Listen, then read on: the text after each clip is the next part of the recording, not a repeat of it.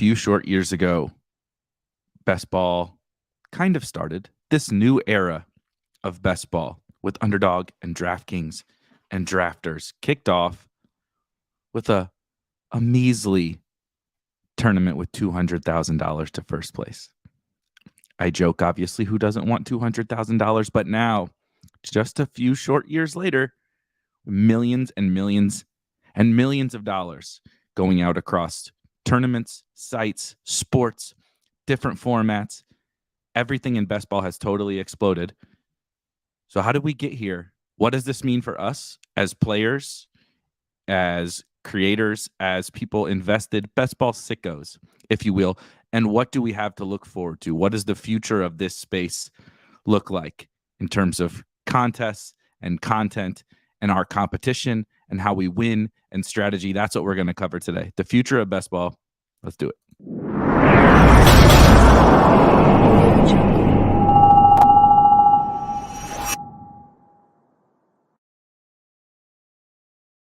It's funny, everybody in this really in like all of fantasy sports, particularly fantasy football, has like acknowledged this idea that best ball is just, it's madness. It's absolute madness. The growth that we've seen over these last few years is, even as someone, as I would consider myself one of, if not the most bullish person, like almost on the planet in terms of best ball, I guess maybe other than the people who started Underdog, the original Underdog people.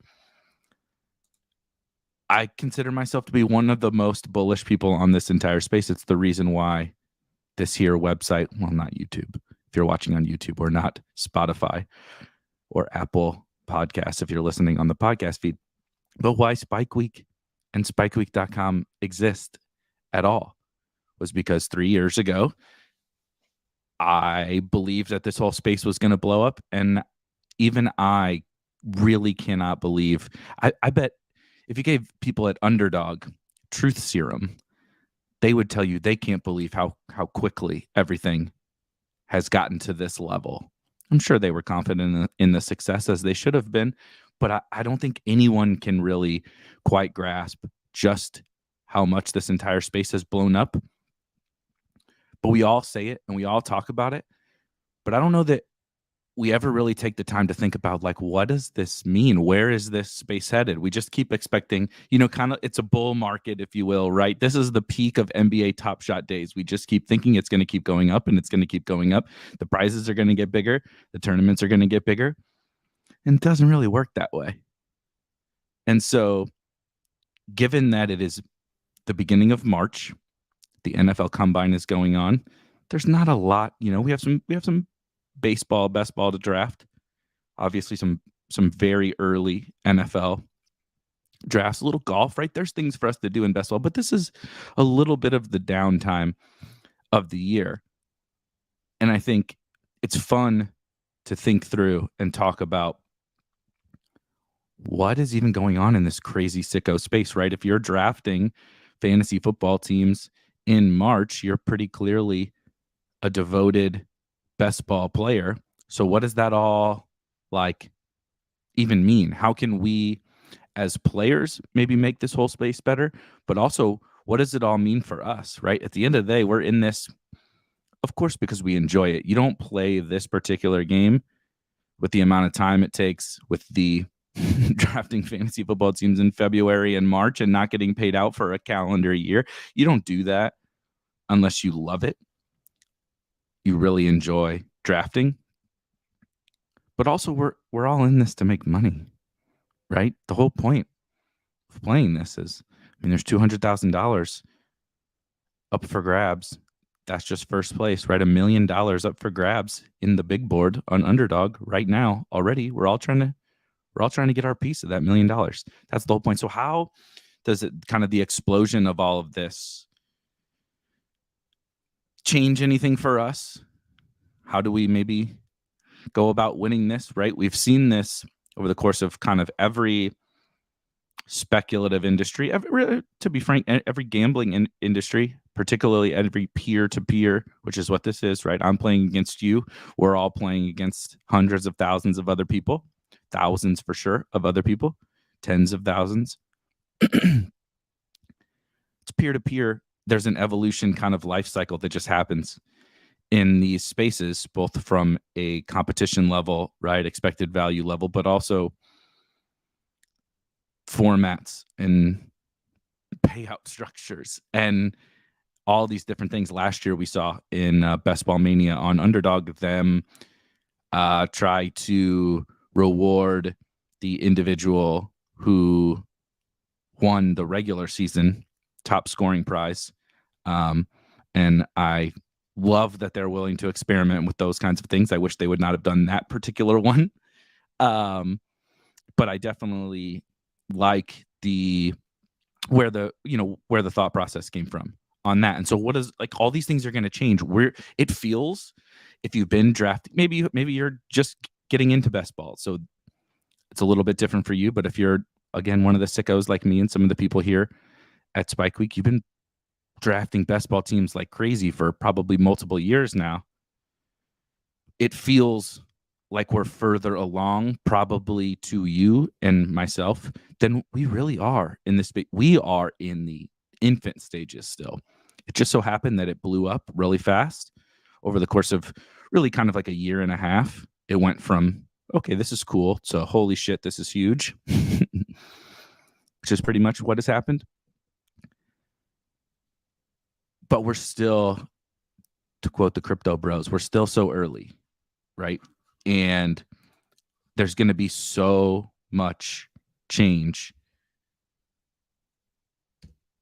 over the course of this year, and over the course of the multiple years to come. So really quickly, now that we get through kind of an intro, I'm going to talk a few different bullet points from my perspective. If you guys have thoughts, ideas, questions, comments, feedbacks, you have something that you are looking for in the best ball space, you have something you're concerned about, you have something you would like to see or not like to see, you have something from Spike Week. Maybe you use the tools, maybe you're interested in the tools, maybe there's something you would like to have as a player, something you dislike about Spike Week. It is all free game. This is here for all of us to kind of chat through the future of best ball. But I'll kind of start with a few different things that I think have been at the top of my mind and are probably largely the most relevant to this discussion. And Mark, I see your question. I promise I'll get to it in just a little bit on one of these bullet points. So we kind of talked through a little bit of best ball, past and present. So it's funny. Best ball has really been around for a long time in terms of like MFL 10s was I believe pretty much the originator of best ball in terms of any sport, but in terms of fantasy football.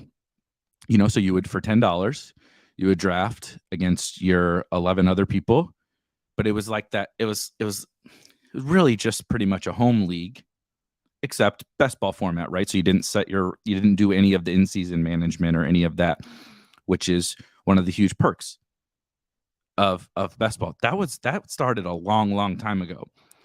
Unfortunately for them, they did not think about the tournament aspect of things, which is ultimately where all of this, really, I don't want to say, that they didn't miss the mark. What they created in terms of fantasy football, best ball contests totally hit the mark. But the really big appeal to most people is the potential to win a bunch of money, right? Again, we're here to make money. I don't love putting $10 in to make, hopefully, like the absolute best case scenario is making $70 or whatever for the time that it takes and how long I have to let my money sit there for. The ability to win millions, hundreds of thousands, changes the equation a little bit. But best ball has been around for a long time. And then even before this new wave with Underdog and DraftKings and Drafters, we had play draft. It was always difficult. I just call it draft. It was always difficult to figure out exactly what to call it. But draft, was it draft.com? And then it was play draft on something else. Anyway, draft. Same people who started Underdog, started Draft. And I remember just degenning out on those drafts back in the day. And it was kind of like year one of Underdog, similar sizing contests, the biggest contest you could make, 6 figures, 200 grand or something like that, if I recall correctly. It was tons of fun.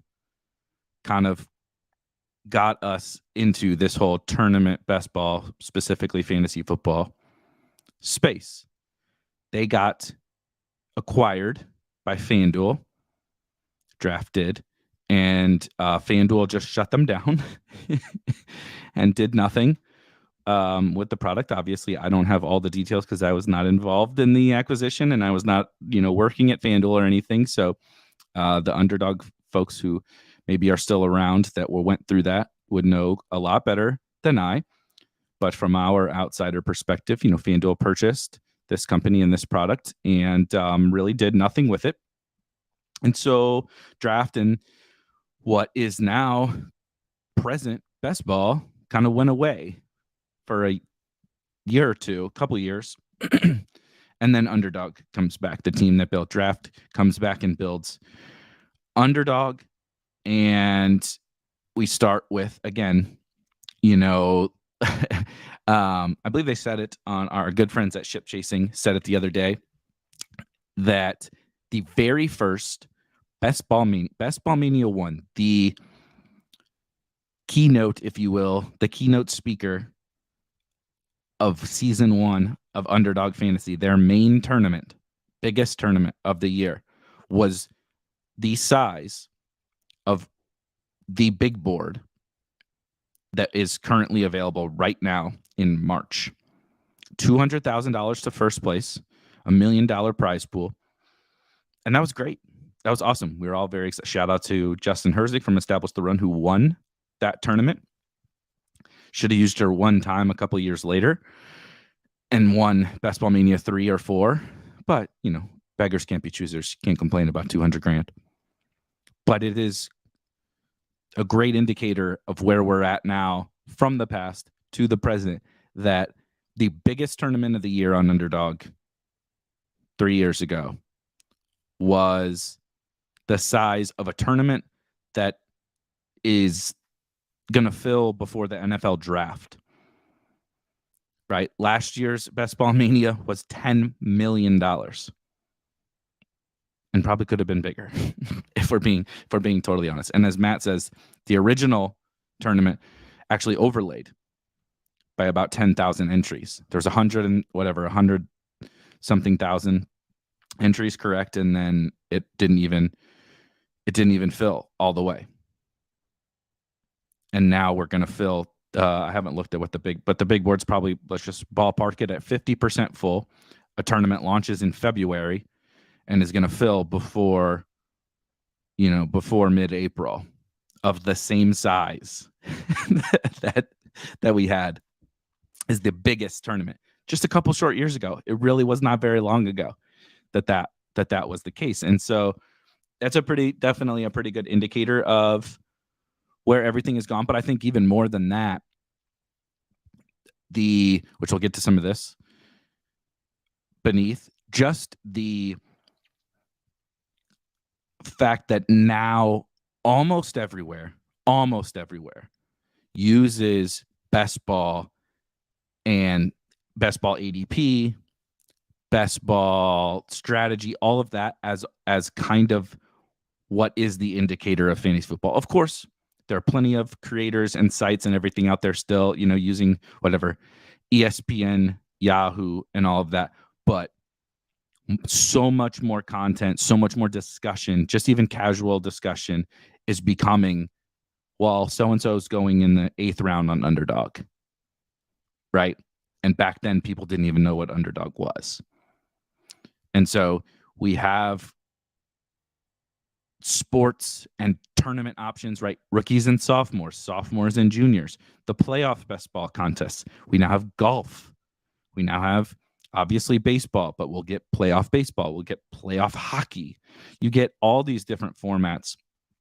And, not everything feels that this NFL is still king, but we have this ecosystem with multiple sites, probably more to come, multiple sites, tons of, if you want to play any sport, any format, any entry fee, right? You don't want to spend $25 or more on one team. There's $5 tournaments. There's $3 tournaments. There's Drafters last year had a $2 tournament. There's something for everybody in any sport at any time. And it's really kind of the crux of the whole fantasy space now is best ball. And so the one thing that I think people probably don't think necessarily enough about is that we actually really quickly, when we get to the third, I'm skipping ahead a little bit to the third, but the 2023 stuff kind of will all wrap into this conversation. We hit a point last year at a $10 million prize pool with that amount of entries. And also, if you play on DraftKings, their $5 Millie Maker had nearly 1 million entries and more than 1,000 people, or I think it was, just call it 1,000 people, made the Week 17 final. Technically, the sites can go absolutely as big as they want on the tournaments and make Week 17 as big as possible, make the weeks before it as big as possible. But in terms of the quality of product, if you want to maintain kind of this, like the reason why this product is so great, right? When people complain about the tournament format, the advancing in the playoffs and Week 17 kind of deciding everything, the fact that you get randomly assigned into pods, what we call pods, groups in each, you make the playoffs and it's luck of the draw what teams you're up against. You could have an awesome team that would have advanced in many other pods and you just get bad luck.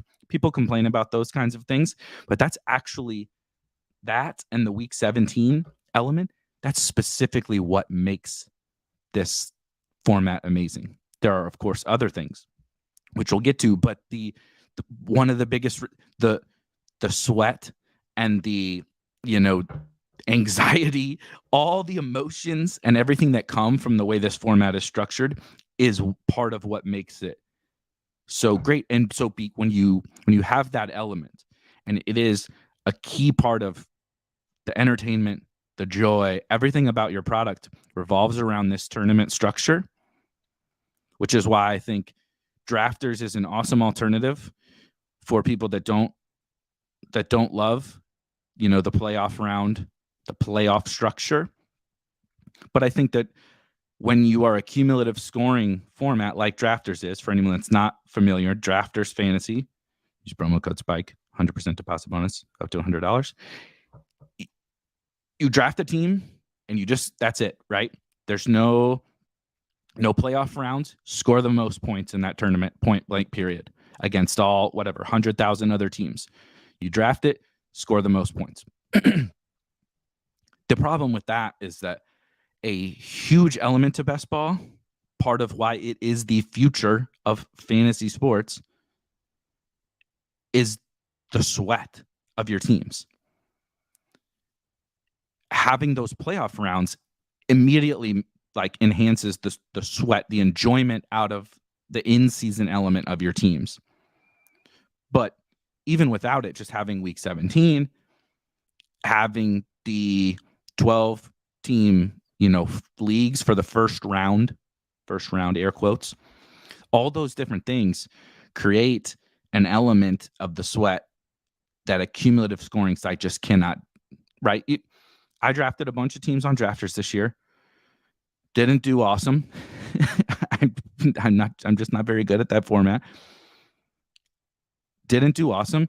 And I never go back and check the teams. I stopped caring about them very quickly because you pretty much know pretty soon in the season whether that team has any sort of legs or not, right?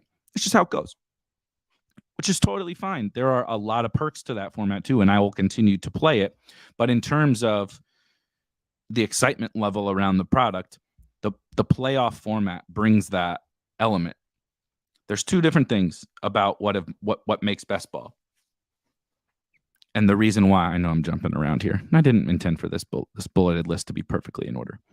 But the reason why it's the future of fantasy sports is you get all the good of like the reason why we all play fantasy sports. You get all of the good stuff and you don't get the bad stuff in best ball, right? What's the best part of fantasy sports? Drafting your teams, sweating them out, and hopefully winning money. Right? Those are the three things that we play fantasy football for. No one signs up for a fantasy league, says, God damn, I can't wait to set my waivers for 17 weeks on Tuesday nights. Can't wait. It's what I love. Can't wait to get bullshit trade offers from the random guy in my league who tries to trade me, Zeke for Jonathan Taylor. Can't wait for that. So much fun. Can't wait to decide between, Kyle Pitts and Hunter Henry to start at tight end. No, that's not the most fun part for anybody. That's a necessary evil of what fantasy football and fantasy sports have been. That's how they were created, right? But just because it was created that way a long time ago does not mean that that's the best. What typically it's not, right? There's an evolution of these things. Fantasy sports took a really long time to get from version 1 of fantasy baseball and fantasy football to this new version of best ball, but we've started to get to the kind of like optimal setup for fantasy sports. So I don't have to do any of the shit I don't want to do. I don't have to set lineups, which is not fun. I don't have to try to make trades. I don't have to look at trade offers.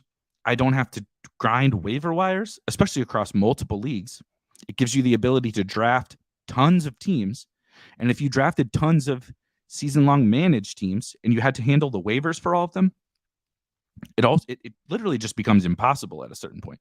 So I can draft hundreds, thousands of teams. And I don't have to do any of the bad stuff, but I get to do the good stuff. The draft, the draft is the best part of fantasy sports, right? Whether it's you get together with your buddies, you got your home league with your high school buddies or your college buddies. Y'all get together one time a year at a bar or something like that. Y'all have a little bit too much to drink, make fun of the guy who, makes a terrible pick. Whatever guy takes Zeke way too early in the home league. I would joke about the one guy who takes the quarterback in the first round, but all the quarterbacks are going so early now, it's not even a good bit anymore. Oh, that's the one guy who took the quarterback in the first round. Well, everybody's doing it with 3 different quarterbacks on the underdog anymore. So time for new jokes. But you get to do the draft. It's fun. It's fun to draft against other people. Then you get to enjoy the sweat, right? Why do you play fantasy football? Well, when the game's drawn on Sunday, I get to root for some stuff. It's a lot of fun. And I'm rooting for it because I can make money. And the best ball tournaments, not only do they allow you to make money, MFL 10s allows you to make money. Your home league allows you to make money. But your home league allows you to turn like $100 into like $500 over 6 or 9 months. You still have the time barrier with best ball, but you get to turn $5 right now. Go draft a big board team for $10. It could turn into $200,000. Pat Corrine drafted a best ball mania team for $25 last year, and it turned into $2 million. $2 million. Can't do that in your home league. Can't do that in any managed league. So you get all the best elements of fantasy sports with none of the bad. So that's why it's the future of fantasy sports. But there are things that we're going to have to start. Not necessarily, we're not creating the contest that we have to concern ourselves with as players. But there becomes, with the playoff format, an element of managing those contest sizes because you don't want to ruin those positive elements of your game. The sweat of the playoff format where it's so funny because it's really so difficult to actually if you have to win your 12-team league or get first or second in your 12-team league, then you advance to the playoffs. You got to beat 11 other teams in the first round and 11 or 17 or 20 other teams in the next round. That's really hard. Just doing that is people make it seem like, oh, that's not that hard. That's not that big of a deal. It's so hard. It is so your most likely outcome is that is not going to happen for any of your team. But think about if all we did was just keep making the tournaments bigger and bigger and bigger and bigger. You either have to continue to make the final round in week 17 bigger and bigger and bigger and bigger, which really does hurt the week 17 sweat. So I did not make the Best Ball Mania finals this past season. I did make them the year before, and had a really good team. Myself and Peter Overzet drafted a team that finished 8th in Best Ball Mania 2. I don't know how the team would have done when the final round was almost 500 people like it was this past year compared to 100 in just a little bit over 100 or something like that. Let's just call 150 people. We'll just say that 150 people were in the final. You felt like, oh baby, we got our shot here at $1 million. And we just so happened to actually kind of have a shot. Shout out Liam Murphy, who actually won it that year. But the bigger you make it, the less, it's still a fun sweat. Of course, you have a chip in a chair, dude. You got one shot at $1 million, $2 million, $3 million, however big the prizes are, right? And obviously that's just first place. There's more money to be made. But the bigger you make it, the sweat becomes less exciting for the players. And I think that was the case in the Millie Maker, the $5 Millie Maker on DraftKings this year. It was really cool to be able to give yourself a shot at $1 million, drafting $155 teams. So like I would still do it again because I think it's a really just advantageous tournament. The competition's really soft. And when are you like in best ball, $750 to get a shot at $1 million when I'm already going to be drafting a bunch anyway? You can't really beat it. But I did advance 3 teams to the finals on DraftKings in 3 different tournaments. And I never even really thought about the $5 Millie Maker team. I made the $5 Millie Maker in 2 other finals on DraftKings. And I never even looked at that team. It was actually a pretty good team. It obviously didn't finish well, but it was a pretty good team. And I never even thought about it because that final round was there were 1,000 people. And that's so big. There's so many teams and there's so much crossover and ownership in the final rounds in best ball tournaments that it just felt like it wasn't even worth thinking about. Versus one of the finals I made was 30 people and another one was, 50 or 60 or something like that. That is something, right? That you feel like I got as good a shot as anybody as long as my team's reasonable. And that sweat is such a huge element that when we start to talk about what's going to continue to grow in this whole space and how contest sizes are handled, is important. It's super important. And how they structure those playoff rounds is super important, right? That is one element that drafters has that's a little better for them. Not something they have to worry about. As long as they can fill the tournaments, they can keep making them bigger because they don't have to worry about those playoff rounds. Whereas Underdog and DraftKings and any other future companies that get into the space, if they're following the playoff format, you have to worry about that. And so it's something for us to keep an eye on here, I think, in 2023. I know Underdog is very cognizant, having listened to Hayden and Rudman and some of those guys talk about it briefly, but that they're very cognizant of this thing. So I trust that they're going to be on it. They're basically always on it. And I think we'll see more tournament options, which we started to see last year because the demand just went absolutely nuclear. So I think as players, we should expect more tournaments of varying formats, scoring, structures, whatever. Underdog is clearly willing to push the needle on that. And frankly, DraftKings this past season, now they didn't do things like rookies and sophomores and super flex and those types of things, but they offered amazing variety of contests, from, like I said, down to spending just $5 for a shot at $1 million. They always have like low stakes 20 max tournaments.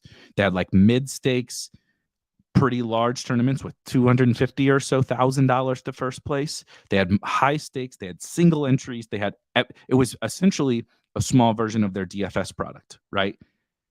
Any buy-in level, any type of tournament, 3 max, 20 max, single entry, 150 max, high stakes, low stakes, mid stakes, everything was available for you on DraftKings. And I thought it was the best offering, which makes sense.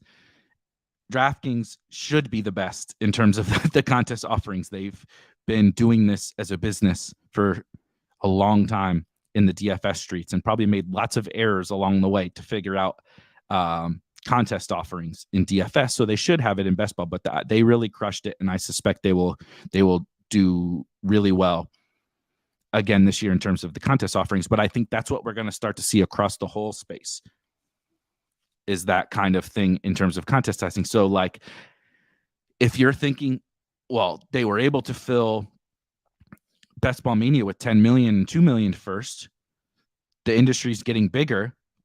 Let's go 20 million and 4 million to first, or 5 million to first. And it's like, I don't think you actually want that. It sounds cool because you're like, oh my God, I get a shot at that many millions. But like, you would still play if it was 2 million again to first place. I don't think that it's going to change you or I, whether it's 2 million or 3 million to first place.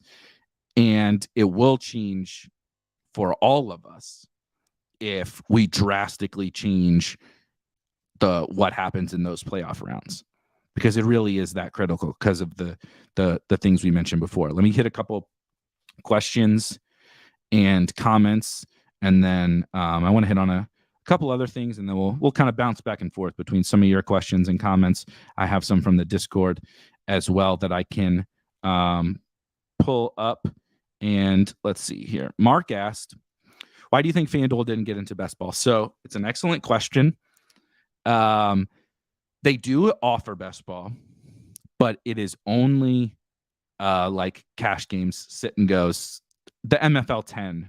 Essentially, you can draft, and you draft against just those 11 other people, right? For whatever entry fee you put in. Top 3 make money. The very typical fantasy football thing, except it's best ball.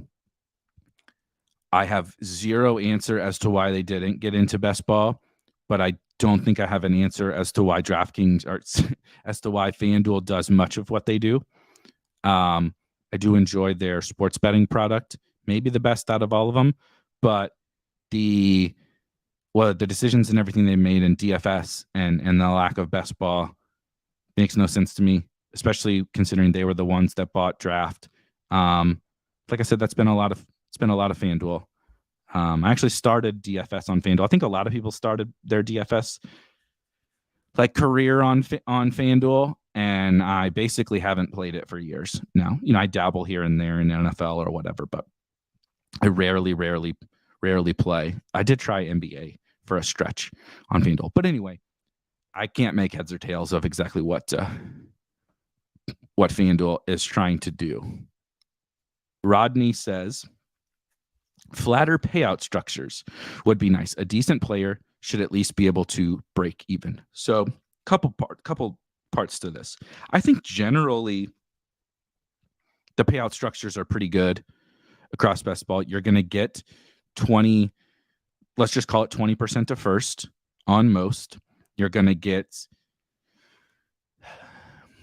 150% of your entry to second at a minimum, which is less than ideal. Generally, I would prefer, double your money if you cash. And I think that the payout structures are industry standard, particularly on underdog generally. What I will say, and I think that they're very aware of this. I'm not trying to beat a dead horse or anything like that with underdog. I think that for Best Ball Mania specifically, their payout structure was really shit because they took $1 million out of the prize pool and gave it to the regular season champion. I don't have a problem with taking money out of the prize pool and giving it to regular season winners, having a regular season leaderboard and, take some money out of that and give it to whatever the top 50, top 100, top 10, I don't know, whatever. But I think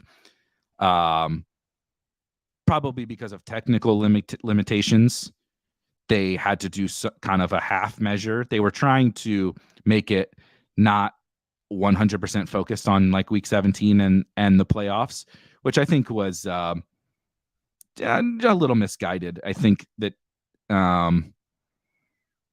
that's what really hurt the payout structures for Best Ball Mania, was taking the 1 million out and giving it to the regular season champ.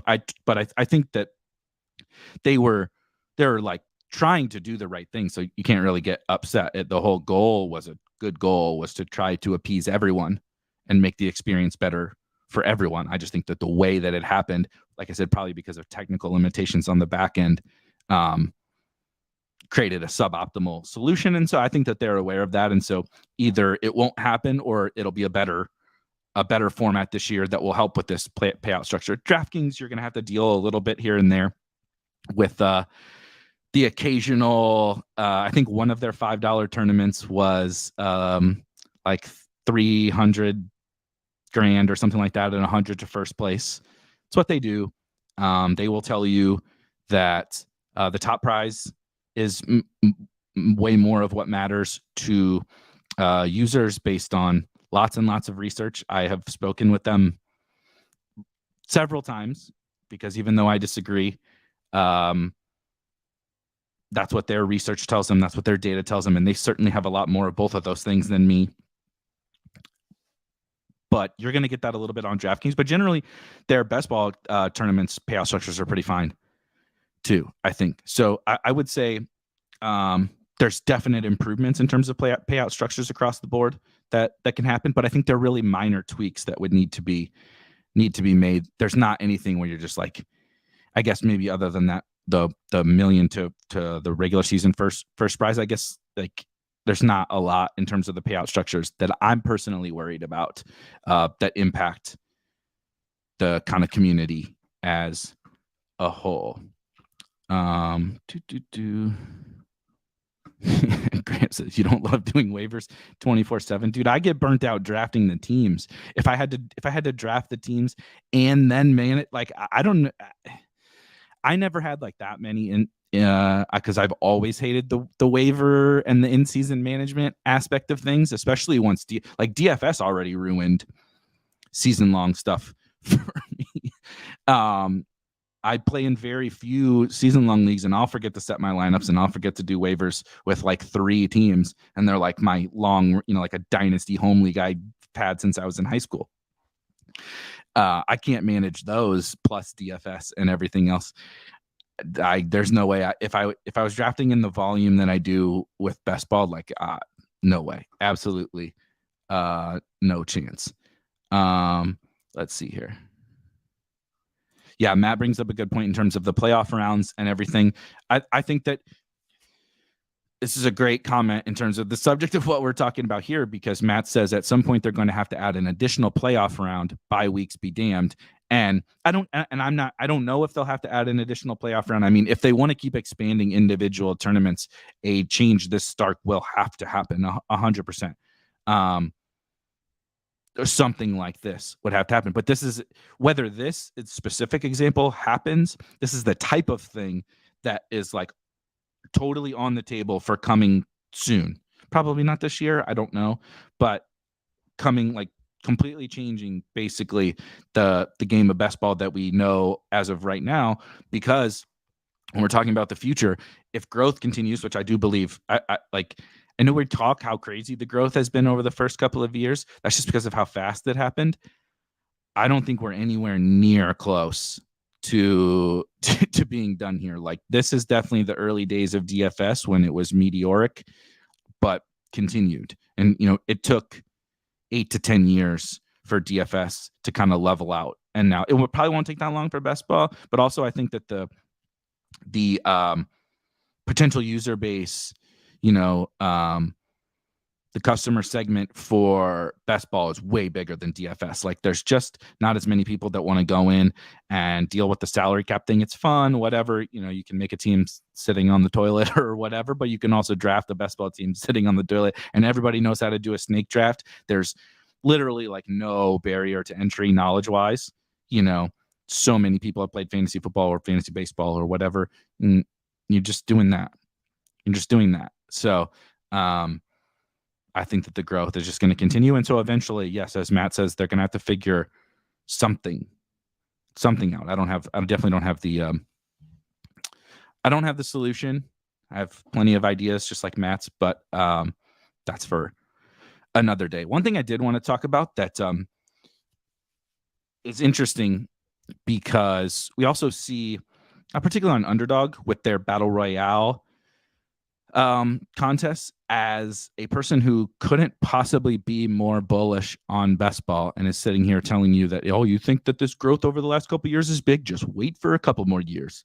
Like that's basically what I'm sitting here saying.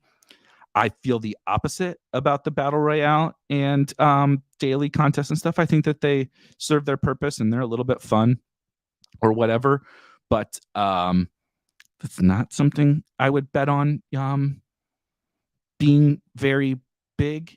I think it serves a purpose for the sites, and I know some people really like it, but there's just too many barriers to a drafting format on a daily or weekly cycle.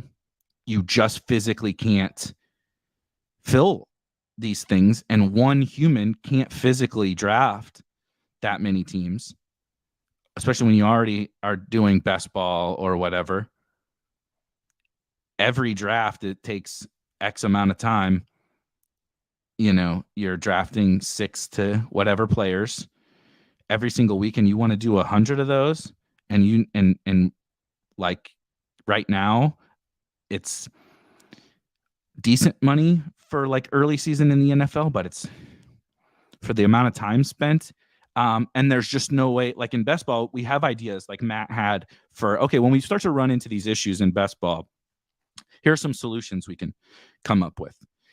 There is no way to create more time during the week. There is no real way to shorten those drafts for people.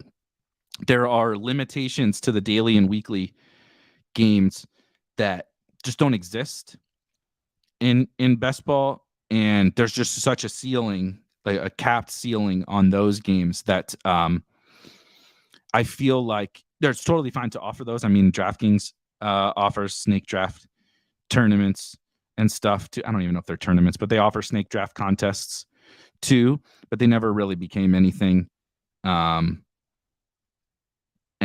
if that's not something new, I know in my time, I've been at, Roto-Grinders, Better Collective, our company, for quite a while now. And I remember, I forget who it was, man.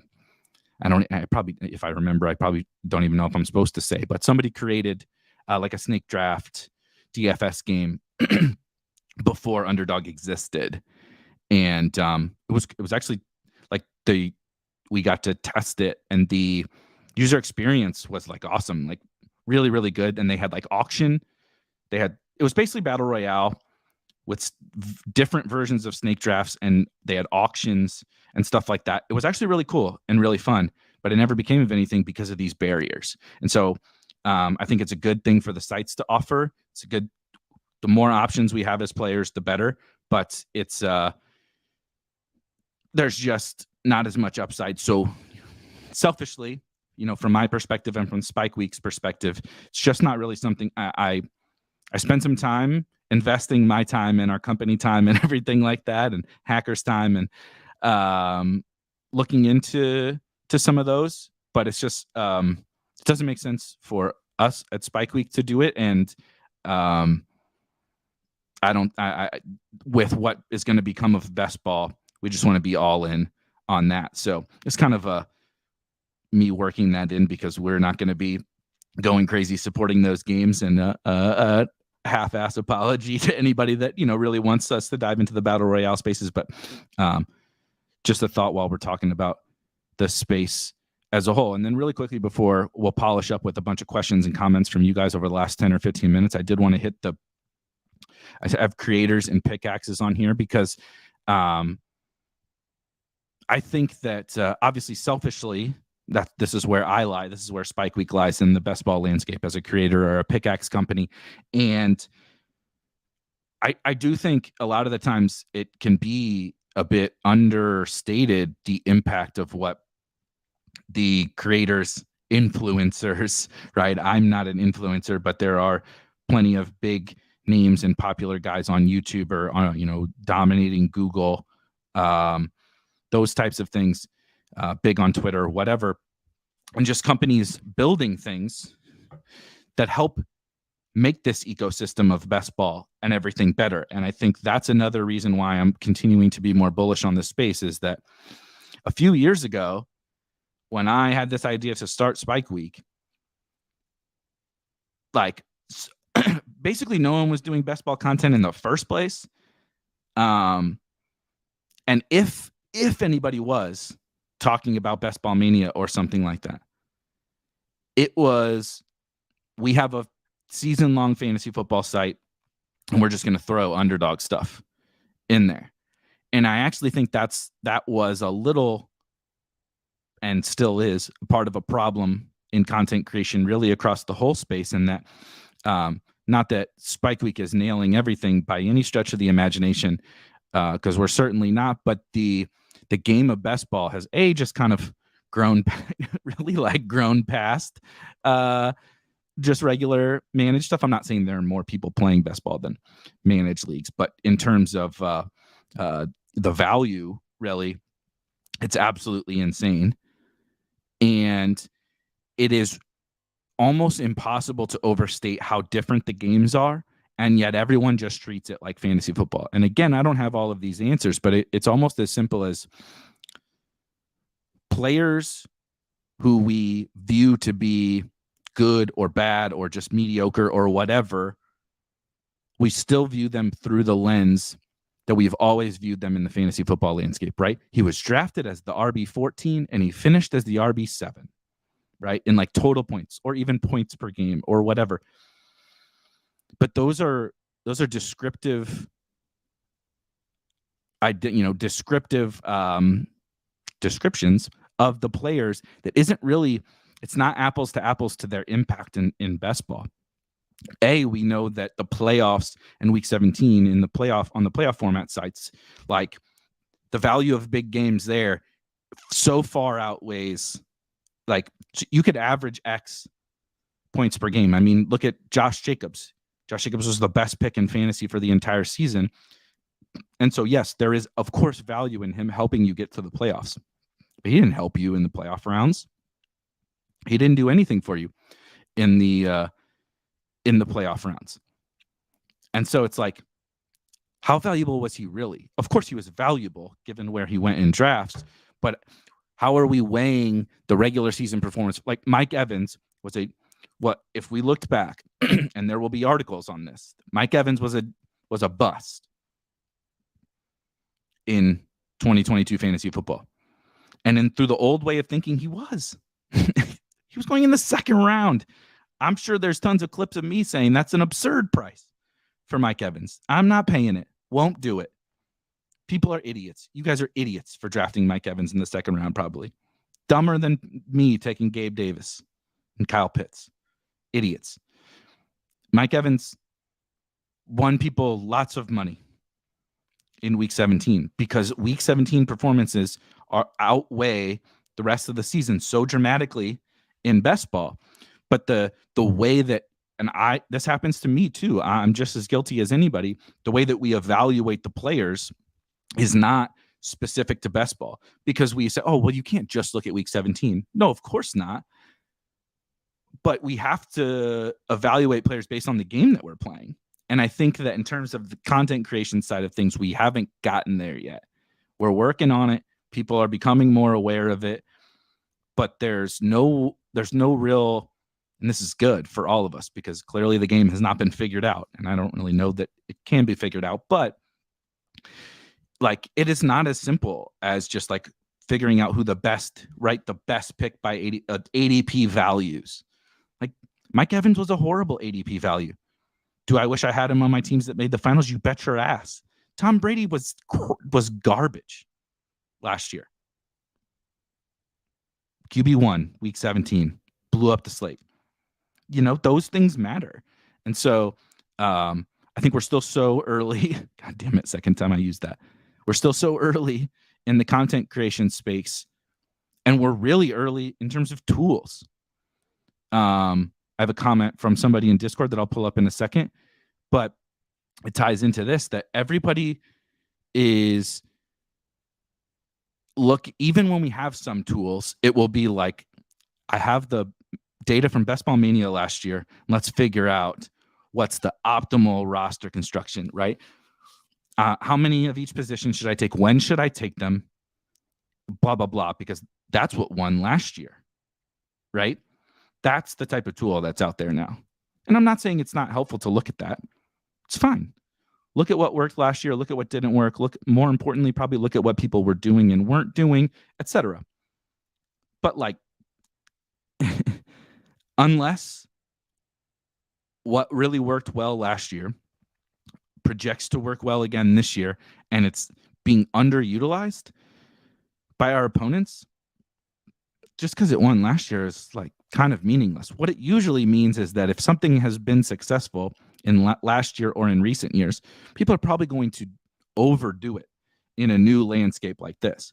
Once it becomes mature, like DFS is mature now, there's a thing that's, used to be a thing that it would be point chasing. That's what people would call it, right? So the guy had a big week 6. In week 7, he doesn't actually project very well, but because he had a big game last week, people would chase those points and play him again way more than they should. That hasn't been a thing for a very long time, but it was once upon a time. In best ball, we are still in the era of point chasing. Wait, robust? Somebody won with robust running back last year? Somebody won with an RB start, or somebody won with this, late round quarterback or whatever? It's like, that's it. I got to do that. It's not really how it works. And so that's the type of tool and content that's still pretty prevalent right now. And so, like I said, we're early in that whole space. And I think that's, again, obviously I'm a little biased, but I think I know that there's some people in the chat right now that are in the content space and everything. And obviously I talk to tons of other people that are creating content and everything. There's a building tools and smart content is going to be huge for the space.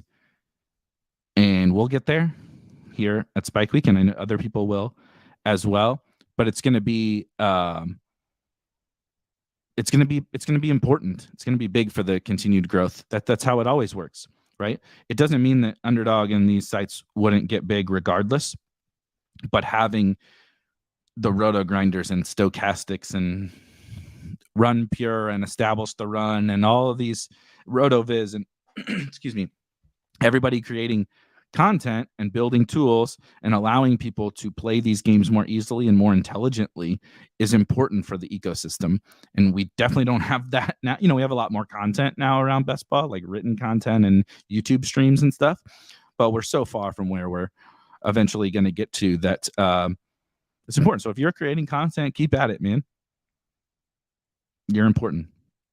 I did just want to hit the one comment because it was tied to that. I don't think I have to even elaborate on too much, but Jake in the Discord says, I love the conversations around the tunnel vision in quotes from the prior year in parentheses trends that happened that may be more one-off in nature that the field picks up on and follows, and how you can divert away from that tunnel vision to take a different path. Each season brings these nuanced things that stick in people's minds, like wins or losses, and it's easy to focus on one season of results. But talking about the things that we can do differently than a majority of the field is a big attraction for me personally. I totally agree.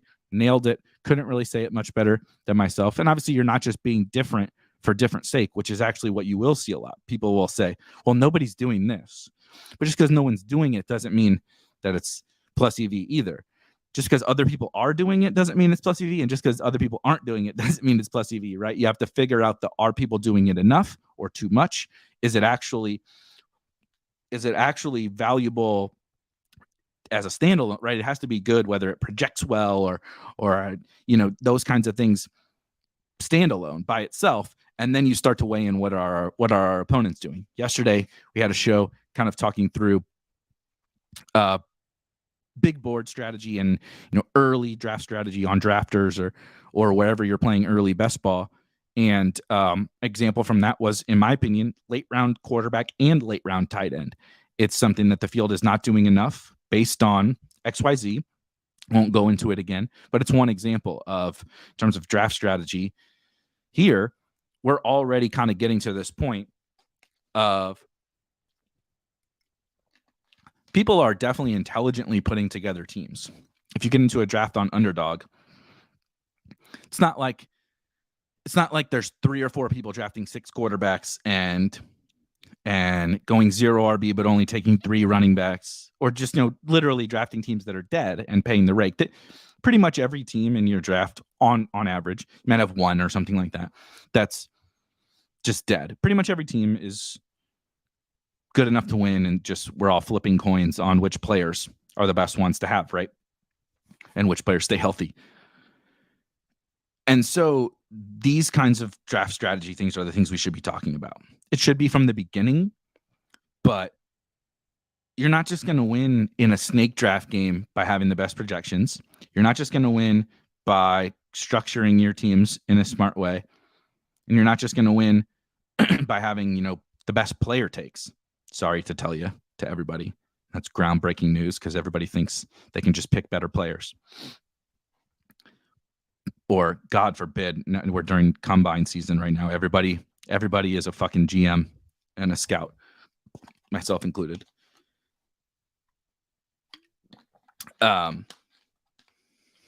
Those kinds of strategies, like, if there's probably anything to take away from this in terms of our play, your play, it is the strategies that we should focus on are, what can we do that is advantageous and our opponents are not doing? Right? Like, we know that late round quarterback has been advantageous for a long time. And in this year in particular, there are lots of appealing late round quarterbacks. 4 rookies might go in the first round, and they're all cheap. There's some free agent quarterbacks going cheap because we don't know where they're going to land yet. Some maybe bounce back veterans, Mac Jones and such, going late. All these guys that are like totally reasonable. And all the good quarterbacks are more expensive than they have ever been, like, in our lives. So what's a good way to take advantage of our opponents in that type of a situation? Whether it has nothing to do with whether elite quarterback is good. I know it is. If I could have Jalen Hurts or whatever on every single team and still be able to get an advantageous position against my opponents, sure. I don't really think that exists given the quarterback pricing. I think that the most advantageous thing to do is to go the opposite direction, right? But if in years past, which has been the case, when the elite quarterbacks are going from the 5th to the 9th round, this is a different ballgame, right? I don't have to spend a 2nd round pick to get elite production. I can spend a 6th round pick to get elite production. We already know the running backs it's the running back dead zone. Tight ends are useless there, right? So it fit perfectly for like 3 years now. That has been the case. But it was that way for 3 years. It does not mean it's that way now. When you start to factor in pricing, the actual players in the player pool, et cetera, et cetera. So those are the kinds of things that we should be talking about. We definitely need this. Also, if you watched the show yesterday, this is a teaser into what our player selection tool is going to be. The coin flip tool. This is definitely true. Graham says, I only listen here to know what players to avoid, i.e. MVS, Gabe Davis, Kyle Pitts, Trey Lance, Darrington Evans, I got more. I got more in the bag. Oh yeah. Don't listen to some of those. Definitely don't listen to some of those. Good take from the lazy fish breeder. I'll keep my comments to myself on the name. I took Desmond Ridder at 240th as my 4th late round QB last night. I don't think that draft is the one that will win. See, I like that. I thought that sounds appealing to me. Like, dude, if you have like Anthony Richardson and Will Levis and Desmond Ridder and Mac Jones or something, that's I think you probably had a good draft. You know, obviously we need to see the rest of the team, but those are my kinds of things. Yeah. Peng says, I drafted 100% Alvin Kamara and 100% KJ Hamler because it won the first BBM. Do it every year. So this year it's Brady, right? Yeah. Got to draft got to draft Brady and hope he comes back because he won. He won Pat $2 million last year. All right, let me get rid of this screen share. Hit any of these. A fair question or comment from Alex. I still think snake draft with salaries would be a game changer, like in the NBA. Are you taking the 4K, 8x projected value? Or are you taking Giannis? Yeah, I think that's. So what I will say, I think that game sounds more interesting. I think that there's an inherent difficult path to large scale user adoption in that format. We'd get some, right?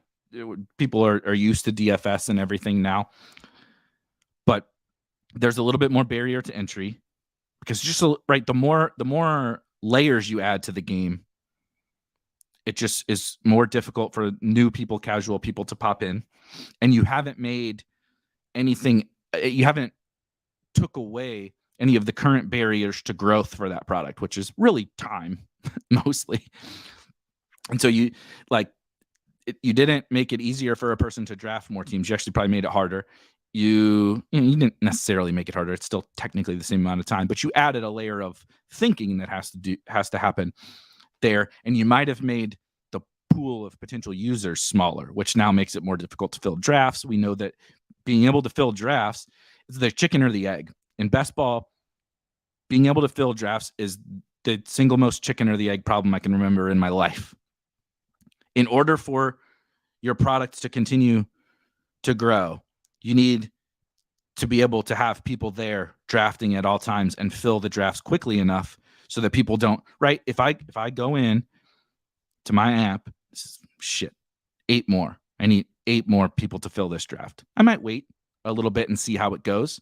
But if I come back in 5 or 10 minutes and it's 6 more remaining, I'm just going to back out of the draft and say, fuck it, I don't want to draft anymore.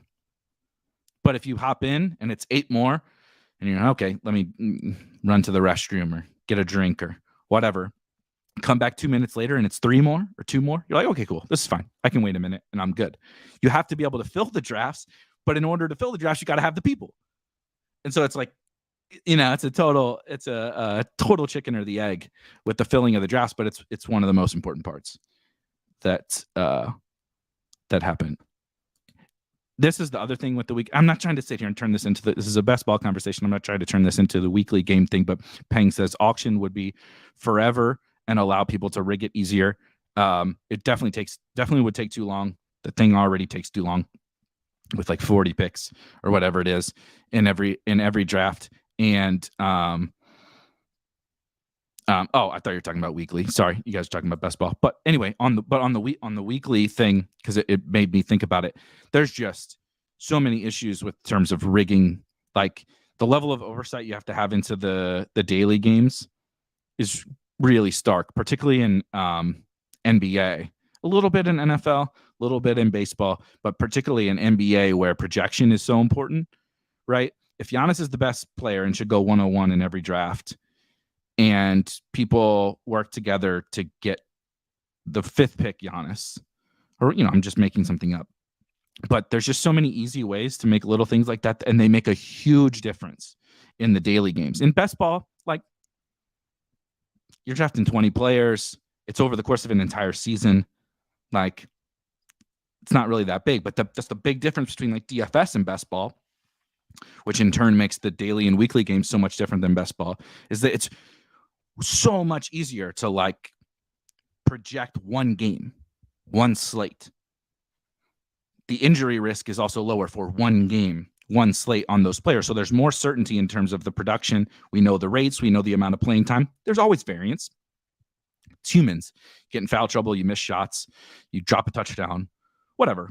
Those things of course happen, but it's just the smaller you make the sample, the easier it is to project or simulate if you want to run sims or whatever. This is why, like, again, best ball is like God's game, because people can come in and try to sim NFL seasons all they want. You cannot effectively sim a best ball season or project a best ball season like you can a DFS slate. So if people think, oh, well, look, they solved DFS, they can come in and solve best ball. It's just not accurate. You absolutely cannot. I'm not saying that you can't bring these types of solutions and improve your play, but anybody could sim an NFL season, and the results are so highly variant. Like an entire NFL season, 17 games, 18 weeks, is so much chaos. It's so much chaos. Injuries being the key thing, but just now you're extrapolating single game variance and multiplying it by 17. Excuse me. It's absurd. So I definitely don't worry about that. Last couple of questions / comments.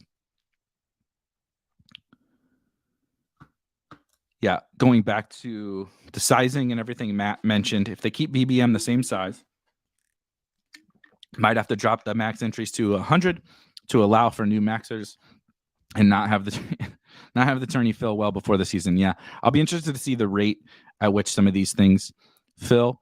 Graham says an interesting contest would be 4-week pods, but the week 17 final feel like they can change up ways they run the contest. I totally agree. I don't think they need to mess with anything just yet, but depending upon how forward they want to push this thing in terms of like Best Ball Mania sizing or on DraftKings, their Millie Maker sizing or whatever, we'll have to start to think about. Like, you just don't want a 2,000 team final, or even like the DraftKings one was already too big at 1,000, in my opinion, in terms of the experience. I know some people thought that this year's Best Ball Mania finals, like I said, with 470, I think it was, with 470 people was too much. It wasn't as fun of a sweat. And so I'm not saying, I'm not commenting. I didn't make it. So I don't know. But I do know that from a sweat perspective, the smaller you can make the final with your 1 or 2 or whatever bullets, it's more fun. It just is. I should have hit on this, and I apologize. Mark says, can any other sports be successful for best ball? I did mean to talk about this. Or will the NFL always just crush every other sport for player dollars? So NFL will always crush every other sport for player dollars. That's just a fact. That it does in all aspects of fantasy. This isn't just a best ball issue. The NFL's king, at least in, obviously in this country. Other sports are super, like basketball is super popular in terms of like TV viewership and stuff. And basketball, the NBA DFS has gotten big, but like college football is wildly popular, right? And there are legality issues. Fewer states can play college football DFS, but like college football DFS is like not even a penny compared to $1 of NFL. Like, it's nothing relative to NFL DFS. NFL DFS is just king. So NFL best ball will always be king. People prefer it. People prefer the weekly nature of the NFL for fantasy. It's more fun. It's easier to follow, easier to sweat than the daily games. And I don't mean daily games in terms of best ball. I mean, like, it's once a week. I pretty much can really easily know where my teams stand. Which did I do well that week based on just a couple of players, right? It's really easy to follow. Baseball, they're playing every day. Basketball, they're playing every day for 6 months. So the sweat isn't as good, and then for both of those, you obviously have injuries and stuff like that, and resting and tanking risk in the NFL, just a little less. versus in the NBA and baseball, you know, they could definitely make the best ball season shorter, which they probably should do for both of them, like quite a bit shorter, actually, I think, because you really want to avoid this time of the year for that. That would be particularly for the NBA. I'm thinking about it freshly because we're going through it right now, but players are resting the whole season. But once you reach this point in the year, there's just so many guys missing games. I mean, guys are going to get hurt, like LeBron hurt. But guys are going to rest. Kawhi Leonard is resting again tonight, right? On a back-to-back. Teams are tanking. Teams are going to rest players. And not even just like rest players. You'll just get guys like, Keldon Johnson, you're just going to play 24 minutes tonight because we're the Spurs and we're tanking for Victor. The inherent nature of those two sports are never going to make them as popular, but I do believe there's like a lot of growth that's going to come. They just haven't been a priority for like underdogs specifically. Obviously not DraftKings. Best ball isn't a priority for DraftKings, but if we can ever get to the point where we can fine tune those games a little bit and promote them, I think that NBA and MLB specifically, I think that there's a chance for golf too, although the PGA Tour is kind of fucking that up right now. But I think NBA and MLB have a shot to be pretty significant in the fantasy sports landscape. Because I mean, think about that, all the like the same things we talked about earlier in terms of why best ball over a managed league are like heightened in basketball and baseball. Like, dude, I don't want to set my lineup every day. I don't even want to set my lineup every week in fantasy, but for 6 months, I got to set my lineup every week for 6 months for this fantasy baseball team, and I'm going to probably be out of the race halfway through. Same thing with NBA. Like, I got to set my lineup every day for 6 months, and wait, I might have to do waivers every night.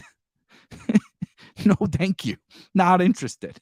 I play in 2 NBA season-long leagues. I'm going to cut it back to 1 for next year, and I just can't. I mean, I can't do it. So now extrapolate the perks of not having to set your lineup, not having to do waivers, and it's every day for 6 months instead of just once a week for 17 weeks.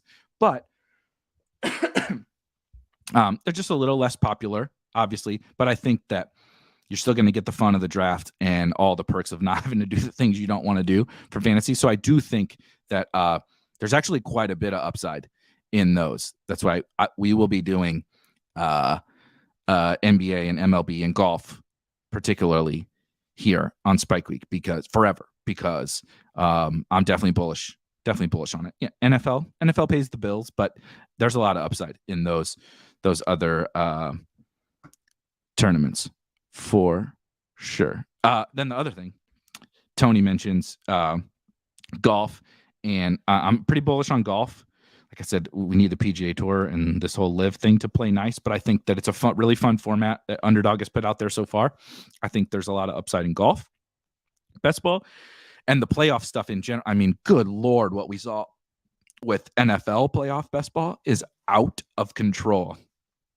Absolutely out of control. How many tournaments, how much money got put up for the NFL playoff best ball. I prefer NBA playoff best ball.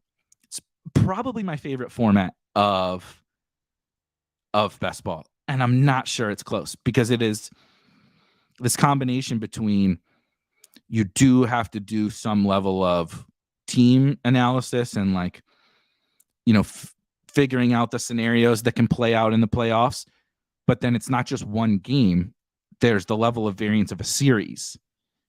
Right. And so you have all these different variables to take into account from a strategy perspective. All the things we have to worry about in best ball with ADP and player projection and all that kind of stuff, correlation, to worry about all of those things in this. And then you get all these extra added elements of multiple rounds with series, not just a single game. Like NFL, we can do the thing with what if he's the guy you need, right?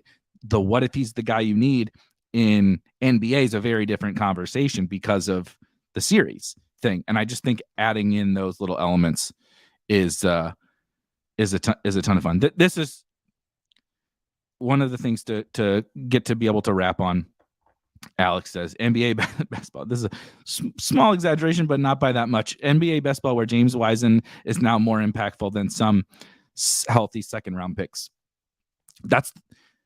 I'm not saying you want to remove that, because this also exists in NFL best ball. There are late round. Rashad Penny and Amon-Ra St. Brown were more valuable than basically everybody in the first 2 rounds 2 years ago. And that's just fantasy. And I think that that's okay.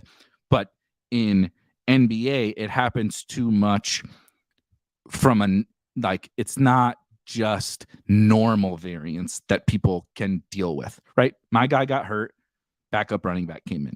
Kind of just a part of the game. Not saying that's right or wrong, but that's how we view it, as just kind of a part of the game. In NBA, the Pistons are literally trying to lose, and they're going to play, this young backup guy, and the guy that you drafted that's crushed, Jalen Duren or whatever, right, is screwed because they're just going to randomly rest him.